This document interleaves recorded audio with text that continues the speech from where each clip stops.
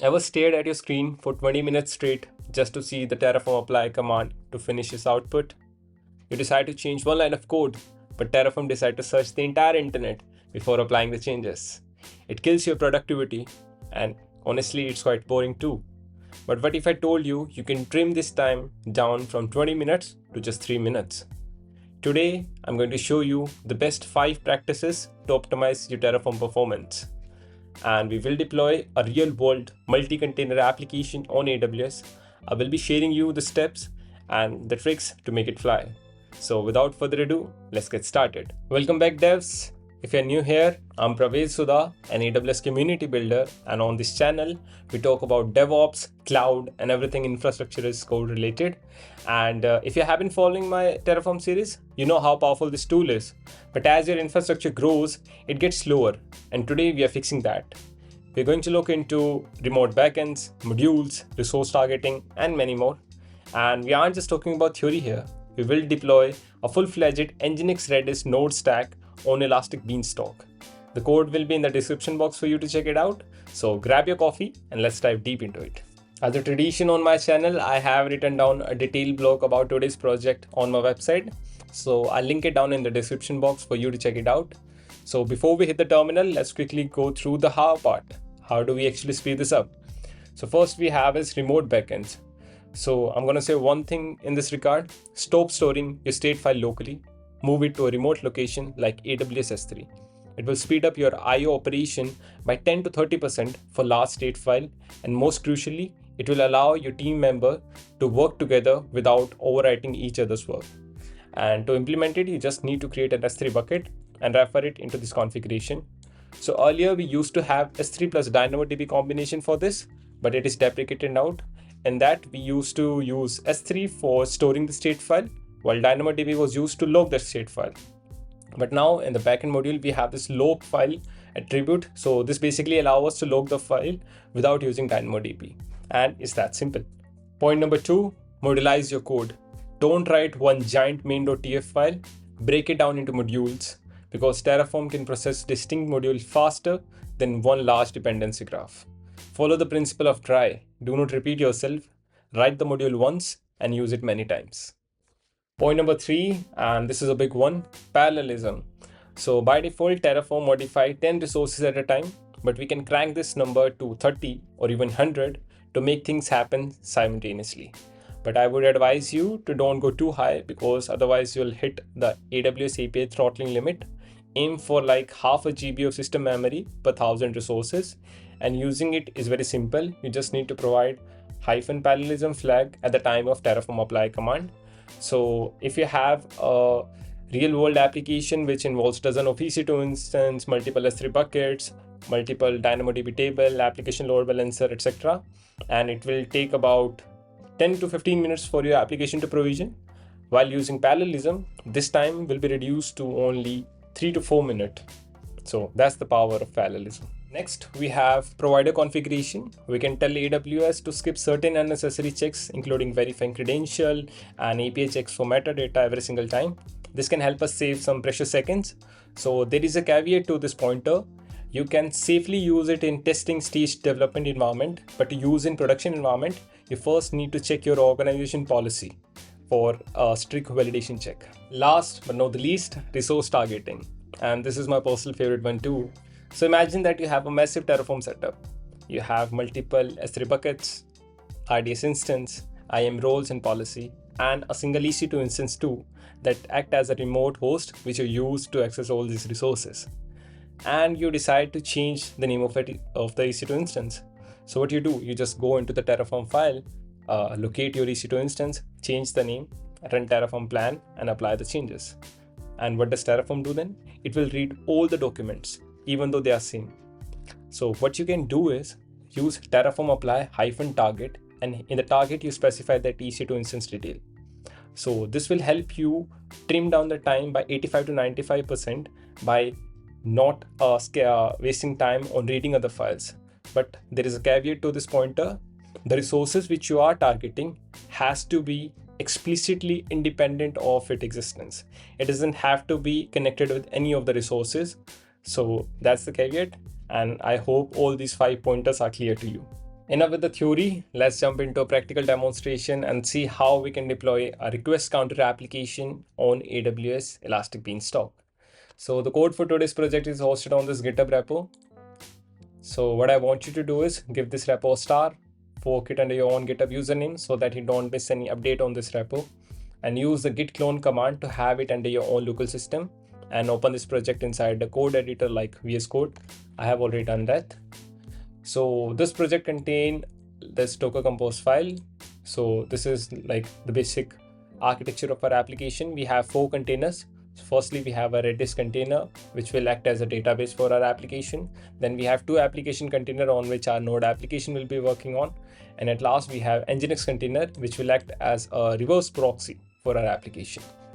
So inside the web, we have the server.js file. This is the main logic of our application. So firstly, we are creating a Redis client.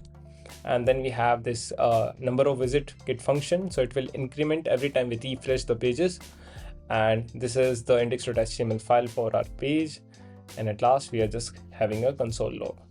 So this is a Docker file. It's a pretty standard Docker file for any node project. And after that, in the Nginx directory, we have this Nginx configuration file. So this specifies that we are using like the web 1 and web 2 port 5000 at our upstream load balancer.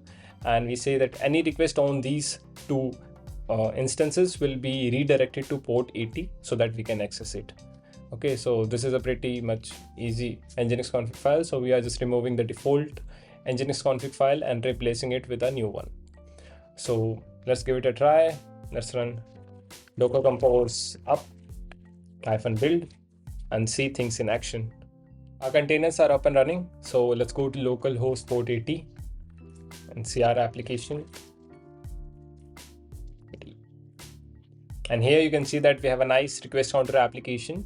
So every time I refresh the page, the total visit will be incremented by 1 and the host name will be changed to web 2 web 1 in a load balancer way.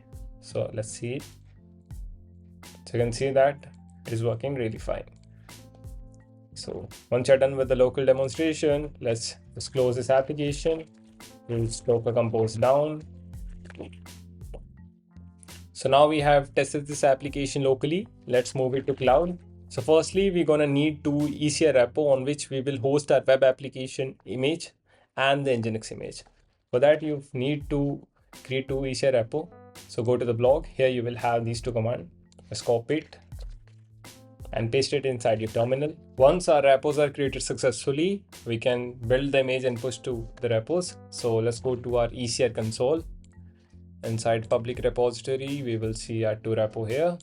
So let's first select our web image, click on it, click on view push commands, and we'll execute these commands one by one. So depending upon your OS, you can select the commands. So I am on Mac OS. So let's just copy this command, paste it here. So we are basically logging in. We are verifying the credential for our ECR repo. So the login is successful. Let's go inside the web directory because it contains the Docker file for our web image. So use this command. So this will build the Docker image. So the image is built successfully. Let's tag it and push it to ECR. So this may take some time. So let's do the Nginx also side by side. So let's go inside Nginx directory. Add this, select Nginx image, view push command. So we have already logged in, so we don't need to use this command. Let's just click on this. Second one, let's build the image, tag it, and just click on push. So these are just basic Docker command. If you have a good knowledge of Docker, these are basically peanuts for you. So the pushing is done successfully for a web application, I guess. And it is happening.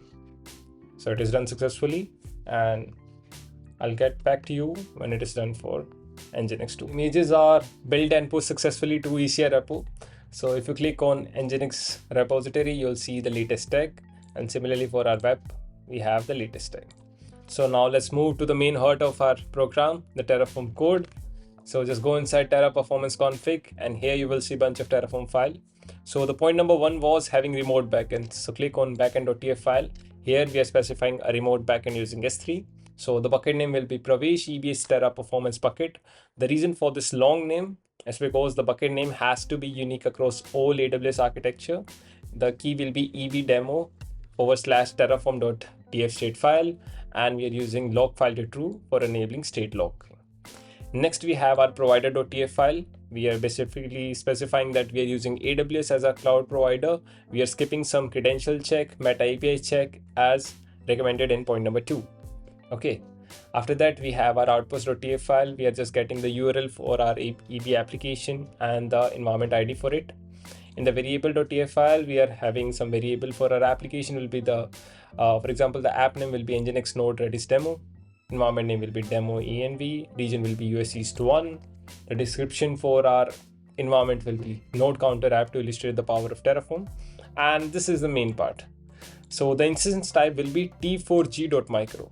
The reason for 𝗕𝗲𝘀 is because I have built my image from M3 macOS, which is an ARM64 architecture. So I assume that you would be on your Linux, which is probably AMD64. So change this to either T3 micro or T3 small. So otherwise your program will fail. So make sure to change it. Okay. After that, we have our main.tf file.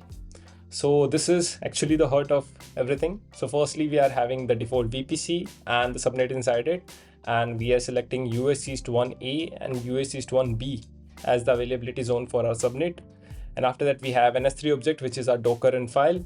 So I'll explain you the Docker run file later. It's like a Docker compose file for AWS in short. So we are just pushing this file, which is Docker run aws.json to our bucket. And the content type will be application/JSON. And here we are creating the Elastic Bean application.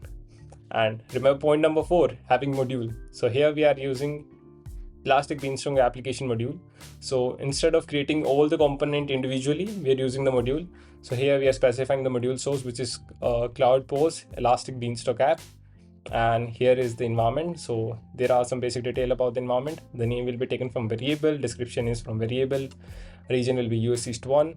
The name will be also be from here, Elastic Beanstalk application. Environment type will be single instance because we are not into a production thing. It's just a testing phase. So that's why single instance.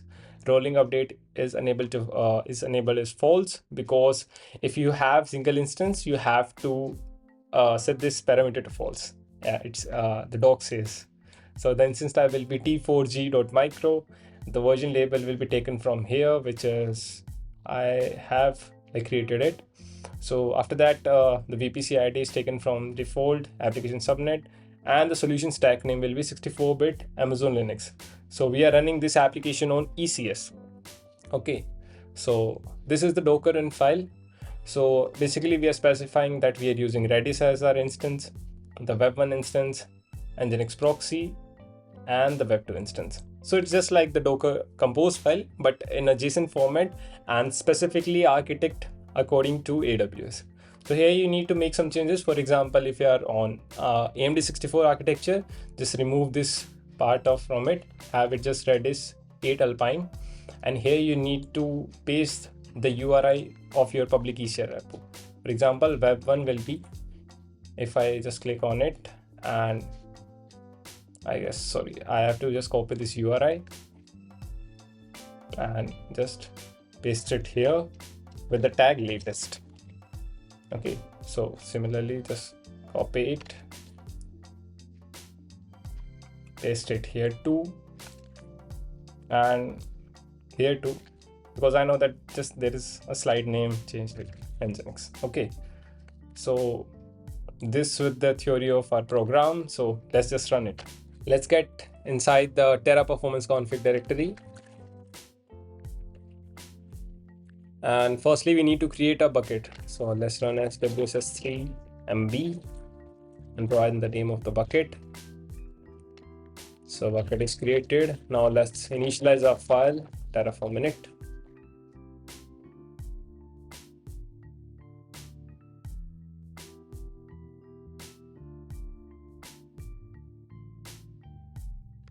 So our Terraform is initialized successfully. So if I run Terraform apply -auto approve. So this will take about 10 to 12 minutes because we have a multi-container ECS application. But if I set parallelism to 30, this time will be reduced to 6 to 7 minutes or less, depending upon your computation speed. So let's give it a try. So it has started reading out the files. So I'll get back to you with the result. Infrastructure is provisioned successfully, and you can see that it is created under 4 minutes. So that's quite amazing, and it saves us a lot of time. And in theory, if I go to this URL, I will see my application running. So let's copy it, paste inside our browser, and voila, you can see that we have our application running, and every time we refresh the page, the counter will increment by 1 and the host name will change. Okay, so that's good. So far I have shown you about the 4 best practice, and one last trick. Suppose I want to update a small thing in my Docker file, particularly inside the Nginx container. I want to add an environment variable. So for demonstration purpose, I have done here. So you can see that I have added an environment variable here. So how would I update this thing? I'll use Terraform apply target. So just use this command, time apply, and just approve. So this will apply the changes, and it will just target the Elastic Beanstalk module and the application version, and at last we have our Docker file. Okay, so this will take about a minute or two, so I'll get back to you with the result. Our modification is completed successfully, and you can see that it completed under 1 minute, like 58 seconds. So that's the power of resource targeting and parallelism. So that's it, folks. By using remote backend, parallelism, resource targeting, provider configuration, we just turned a sluggish deployment into a light, fasting one. So please don't forget to delete the resources. For that, just use Terraform destroy auto-proof command and go to the blog, and here are just command to delete the bucket and delete the ECR repo. So just follow that after it and you would be good to go. I hope this video helped you speed up your workflow. If you like this video, make sure to give it a big thumbs up, share it among your network, and subscribe to my YouTube channel for more AWS and DevOps related content. I'll see you next one. Till then, adios.